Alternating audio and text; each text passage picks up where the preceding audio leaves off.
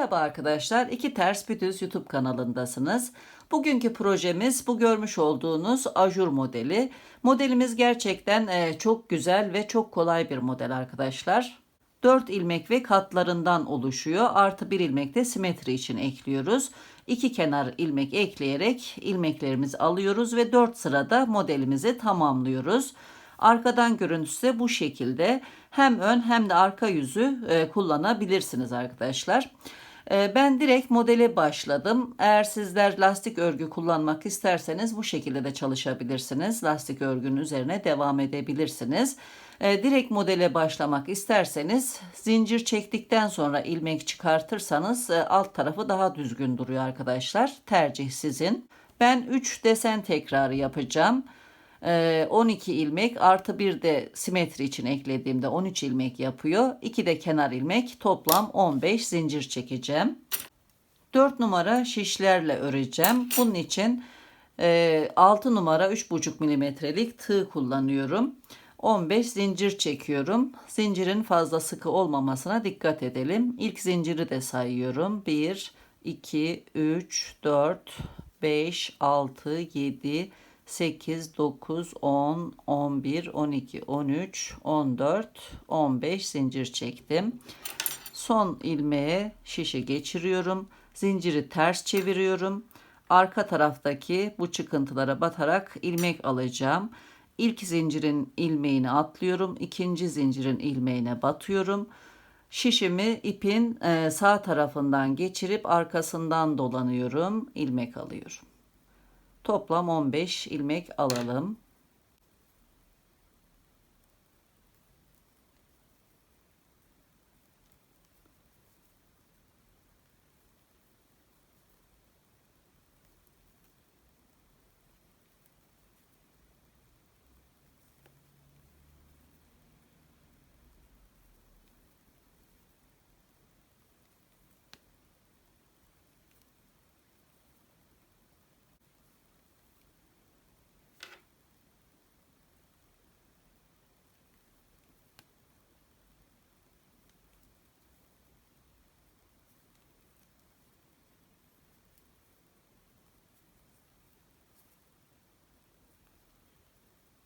Son zincire batıp 15 ilmek çıkarttım.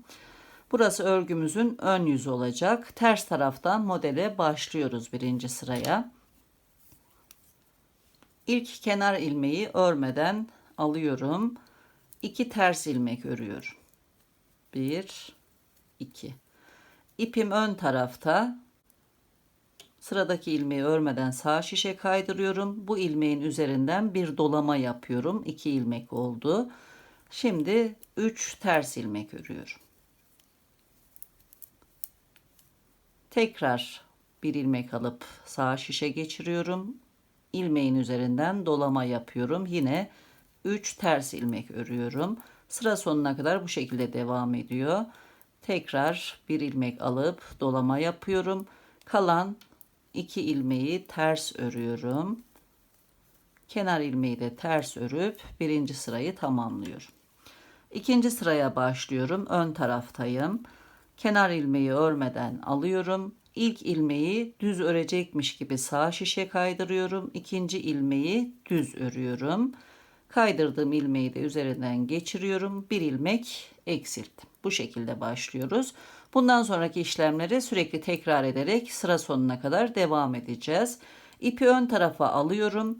Üzerine ip dolamış olduğum ilmeği ve doladığım iple birlikte 2 ilmeği sağ şişe alıyorum. İpim ön tarafta olduğu için örerken bir dolama daha yapmış olacağım. Sıradaki 2 ilmeği düz örecekmiş gibi sağ şişime kaydırıyorum. Üçüncü ilmeği düz örüyorum. Burada da bir dolama yaptım. Kaydırdığım ilmekleri ördüğüm ilmeğin üzerinden geçirip 2 ilmek eksilttim. Tekrar ipi ön tarafa alıyorum. Dolama yapmış olduğum ilmeği sağ şişe geçirdim. Tekrar sıradaki 2 ilmeği düz örecekmiş gibi örmeden alıyorum. Üçüncü ilmeği düz örüyorum. Kaydırdığım ilmekleri de üzerinden geçirip 2 ilmek eksilttim. İpi ön tarafa alıyorum. Dolama yaptığım ilmeği sağ şişe aldım. Son kenar ilmekten önceki son 2 ilmeği de birlikte düz örerek bir ilmek eksiltiyorum. Kenar ilmeği de ters örüyorum. İkinci sırayı tamamladım. Üçüncü sıraya başlıyorum. Ters taraftayım. Kenar ilmeği aldım. Bir ilmek ters örüyorum. Bir ilmek artırıyorum. Bundan sonra dolamış olduğum ilmeklerle birlikte bu 3 ilmeği birlikte ters örüyorum. Bir dolama yapıyorum. Bir ilmek ters örüyorum. Bir dolama yapıyorum. 3 ilmeği birlikte ters örüyorum. Bir dolama yapıyorum. Bir ilmek ters örüyorum. Tekrar bir dolama yapıyorum.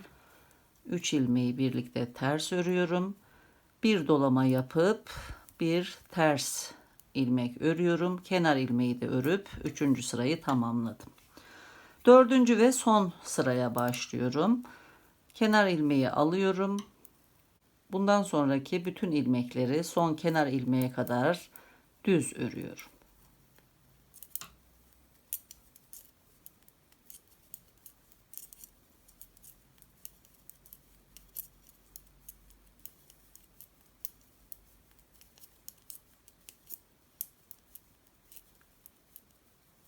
Kenar ilmeği örüp modeli tamamlıyorum.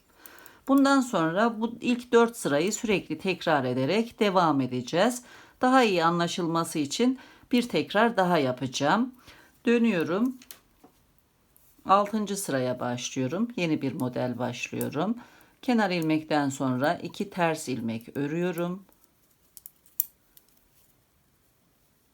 Bir ilmek örmeden alıp üzerine dolama yapıyorum. Daha sonra 3 ilmek ters örüp bir ilmek örmeden alıp dolama yapıyoruz.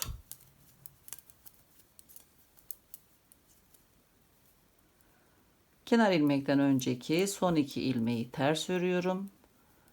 Kenar ilmeği örüyorum. 5. sırayı tamamladım. 6. sıradayım.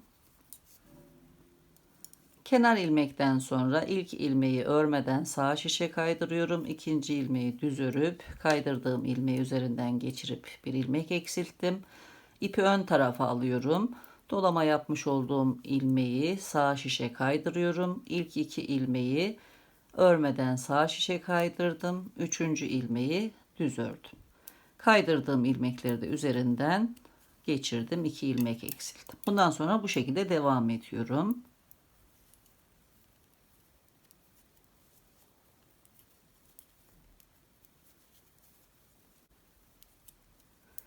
Kenar ilmekten önceki 2 ilmeği birlikte düz örerek bir ilmek eksiltip sırayı tamamladım. 6. sırayı bitirdim. 7. sıraya başlıyorum. Bir ters ilmek örüp bir dolama yapıyorum. 3 ilmeği birlikte ters örüp bir dolama. Sıra sonuna kadar bu şekilde.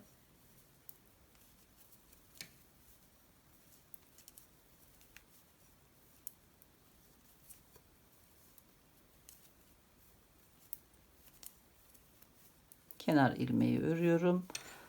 Dönüyorum. 8. sıraya başlıyorum. Kenar ilmeğe kadar olan bütün ilmekleri düz örüyorum.